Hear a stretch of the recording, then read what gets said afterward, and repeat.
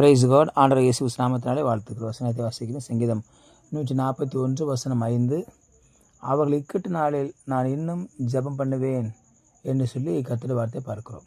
இக்கட்டு நாளில் ஜெபம், ஆபத்து நாளில் ஜெபம், பொல்லாப்பி நாளில் ஜெபம், ஆபத்து காலத்தில் நோக்கி கூப்பிடு என்று கர்த்தருடைய வார்த்தை பார்க்கிறோம். இந்த இக்கட்டு நாளில் என்பது இதற்கு மேலே செயல்பட முடியாத ஒரு நாள், இதற்கு மேலே எழுந்திருக்க முடியாத ஒரு நாள், சிறையில் அடைக்கப்பட்ட ஒரு வாழ்க்கை, சிலந்தி பூச்சி போல வலைக்குள்ள அகப்பட்ட ஒரு வாழ்க்கை, வெளியே வர முடியாத ஒரு வாழ்க்கை. இக்கட்டு நாளில் நான் இன்னும் ஜெபம் பண்ணுவேன். ஜெபம் என்பது என் தேவைகளுக்காக, ஜெபம் என்பது ரட்சிப்புக்காக, ஜெபம் என்பது மக்களுடைய மன்னிப்பிற்காக, ஜெபம் என்பது தேசம் எழுப்புதலுக்காக. ஆனால் இக்கட்டு நாளில் என்பது பொல்லாத நாள். இந்த உலகத்தில் நாம் யாருக்கு அதிகமாக அன்பு வைத்திருக்கிறோமோ அல்லது கனம் வைத்திருக்கிறோமோ, யார் நமக்கு விடுதலை கொடுப்பார்னு சொல்லி நாம் நினைக்கிறோமோ, யார் அதிகமாக பணம் கொடுப்பார்னு நினைக்கிறோமோ அவர்களைத்தான் முதலிலே தேடி செல்வது வழக்கமாக இருக்கும். ஒருவேளை பணம் வேண்டும் என்று சொன்னால் யார் நம்ம இடத்துல அதிகமாக பழக்கமாக உள்ளவர்கள் போய் கேட்டால் கொடுப்பாங்களோ அவங்கள போய் கேட்போம். அதே போல் மற்ற பொருள்கள் வேறு எதுவாக இருந்தாலும். ஆனால் கர்த்தருடைய வார்த்தை சொல்லுகிறது, இப்படிப்பட்ட இக்கட்டு நாளில் நான் இன்னும் ஜெபம் பண்ணுவேன் என்று தாவீது தன்னுடைய அனுபவத்தை இங்கே சொல்கிறதை பார்க்கிறோம். இக்கட்டு நாளில் அவருக்கு அநேக இக்கட்டுகள் வந்தது, ஆபத்துகள் வந்தது, பொல்லாப்புகள் வந்தது, கரடி வந்தது, சிங்கம் வந்தது, சவுல் வந்தார். பல இக்கட்டிலே அவர் நடந்து போனார், பல பொல்லாப்பு நடுவிலே நடந்து போனார். காட்டு மிருகங்கள் மத்தியில் ஒரு மனிதன் வாழ்ந்தார். நம்ம யோசித்து பார்த்தா ரொம்ப கஷ்டமாக இருக்கும். நாம் ஒரு ஊரில் குடியிருக்கும் பொழுதோ அல்லது ஒரு காட்டுப்பகுதியில் குடியிருக்கும் பொழுதோ நமக்கு மிகப்பெரிய ஆபத்துகள் இருக்குது. விஷப்பூச்சிகள், விஷக்கிருமிகள், இப்படி விலங்கினங்களால், விஷப்பூச்சிகளால் நம்ம உயிருக்கு ஆபத்து வருகிற ஒரு சூழலை பார்க்கிறோம். ஆனால் தாவீது முழுவதுமாகவே அவன் காட்டிலே வாழ்ந்தார்.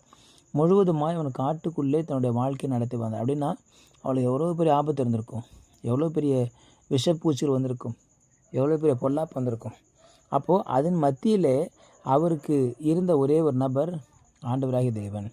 ஏன்னு சொன்னால் மக்கள் அங்கே யாரும் கிடையாது, அங்கே பணம் கேட்குறதுக்கு அங்கே ஒரு மனுஷன் கிடையாது, அல்லது உதவி கேட்பதற்கு ஒரு மனுஷன் கிடையாது. சிங்கம் வந்துச்சா அவங்க நண்பர்களை கூப்பிட முடியாது, சொந்தக்காரங்களை கூப்பிட முடியாது, அவங்க கூட பிறந்தவங்களை கூப்பிட முடியாது, யாருமே கிடையாது. யார் தான் கூப்பிடணும்? பிதாவாகிய தேவன். இக்கட்டு நாளிலே நான் அவர் இன்னும் நம்புவேன், இன்னும் ஜெபம் பண்ணுவேன். இன்றைக்கி நமக்கு எல்லாம் பக்கத்தில் சோர்ஸ் இருக்கிறதுனால தான் தேவனை நாம் கூப்பிடுவதில் நாம் ரெண்டாவது மூன்றாவதாக வைத்துக்கொள்கிறோம். முதலாவது மனுஷனை தேடி போகிற ஒரு சூழலை பார்க்கிறோம். ஆனால் தாவீதுக்கு இருந்த ஒரே ஆப்ஷன் தேவன் மாத்திரமே. ஒரு 2 இருந்தால் கூட அந்த இடத்துல ஒரு பிரச்சனை வந்திருக்கும், யாரை முதல்ல தேடுறதுன்னு.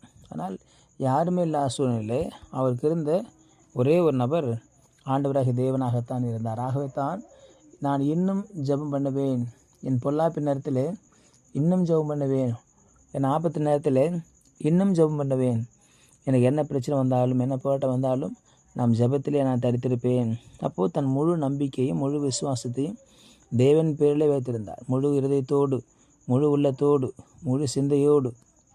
அப்போ தேவனத்தை அன்பு கூறுவாயாக. தேவனத்தை அன்பு கூறுவது என்பது ஒரு 99.9 அல்ல, முழு என்றால் பூரணம், முழு என்றால் 100%. அப்போது 100%மும் தேவனிடத்தில் தேடுவது என்பது ஜெபிப்பது. தேவனை தேடுங்கள், அதிகாலை வேளையிலே அவரை தேட வேண்டும், அந்தி சந்தி மத்தியானத்திலே அவரை தேட வேண்டும், இரவிலே தேட வேண்டும், இடைவிடாமல் தேட வேண்டும்.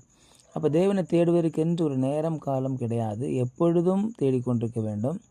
முக்கியமாக இக்கட்டு நாளிலே இன்னும் அதிகமாக ஜெபம் பண்ணுவேன். இக்கட்டு நாளிலே தப்பித்து ஓடுவதை தான் நான் பார்க்க முடியும்.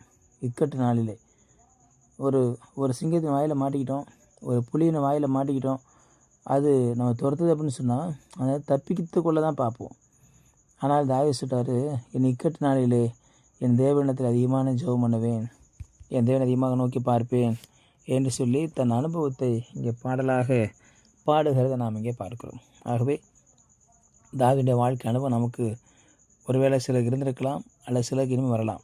ஆனால் கண்டிப்பாக நம்முடைய இக்கட்டு நாளிலே தேவனை தேட ஆயத்தமாகவும், தேவனிடத்தில் கிட்டி சேர ஆயத்தமாகவும், இக்கட்டு நாளில் கர்த்தர் நம்முடைய ஜெபத்தை கேட்பாராக. நான் இன்னும் ஜெபம் பண்ணுவேன்.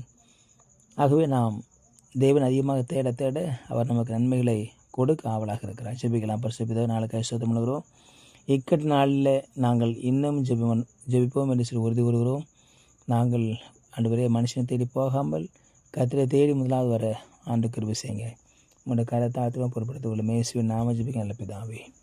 ஆமேன். ஆமேன். You will be succeeded.